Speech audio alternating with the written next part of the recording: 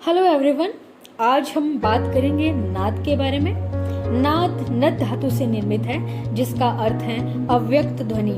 यथा नद अव्यक्तायाम ध्वनो।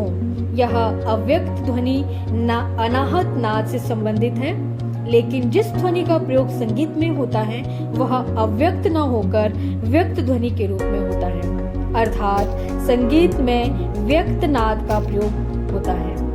व्यक्तो देशी मुख उपागतय।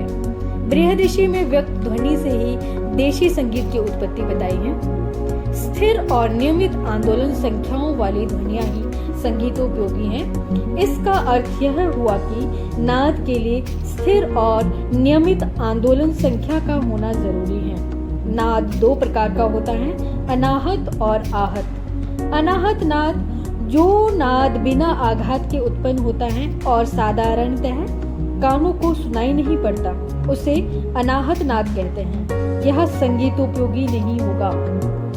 यह योगियों और सिद्धों के लिए है, जिसकी साधना कर वे मोक्ष को प्राप्त कर सकते हैं। और आहत नाद, यह दूसरे वर्ग में संगीत नाद आते हैं जो इस लोक में लौकिक संगीत के लिए प्रयोग किए जाते हैं। ये आहत नाद कहलाते हैं क्योंकि ये आघात से उत्पन्न होते हैं। आहत नाद की तीन विशेषताएं हैं: तारता, तीव्रता, नाद का गुण। इन तीनों विशेषताओं के आधार पर ही हम विभिन्न नादों में भेद कर सकते हैं। आइए जानते हैं तारता के बारे में। तारता अर्थात नाद का ऊंचा व नीचापन। संगीत के क्षेत्र में कहा जाता है कि सा से रे कुछ ऊंचा है, रे से ग कुछ ऊंचा है आदि। इसका अर्थ यह है कि सा से रे की आंदोलन संख्या ज्यादा है, रे से ग की आंदोलन संख्या अधिक है। इसका अर्थ यह हुआ कि आंदोलन संख्या बढ़ने पर नाद ऊंचा हो जाता है और आंदोलन संख्या घटने पर नाद नीचा हो जाता है। जानते हैं तीव्रता के बारे में। तीव्रता अर्थात नाद का छोटा अथवा बड़ा होना। किसी भी नाद यानी संगीतोपयोगी ध्वनि को धीरे से भी हम गले से निकाल सकते हैं और जोर से भी। यदि ध्वनि का स्वर धीरे से कहा गया है तो वह थोड़ी दूर तक सुनाई देगा। सितार में यदि हम पर्दे पर तार दबाकर हल्के से प्रहार करते हैं तो उससे उत्पन्न स्वर छोटा होगा।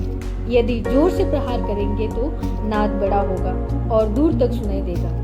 इसका अर्थ यह हुआ कि जब सितार के तार को धीरे से छेड़ा तो कंपन धीरे हुआ और वही तार जोर से छेड़ने पर कंपन अधिक होगा, अर्थात कंपन की चौड़ाई अधिक होगी, फलस्वरूप दूर तक सुनाई देगी। आइए अब जानते हैं नाद का गुण क्या होता है।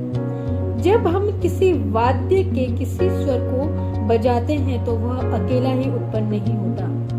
उस विशिष्ट स्वर के साथ कुछ अन्य स्वर या आंदोलन भी उत्पन्न होते हैं। इन्हें सहायक नाद कहते हैं। संगीत में ये सहायक नाद बड़े काम के होते हैं। उदाहरणार्थ, यदि हम तानपुरे के पंचम वाले तार को छेड़े तो पंचम स्वर निकलेगा। साथ ही कुछ अन्य नाद भी होगा जो अस्पष्ट होते हुए भी हम पर प्रभाव डालता है।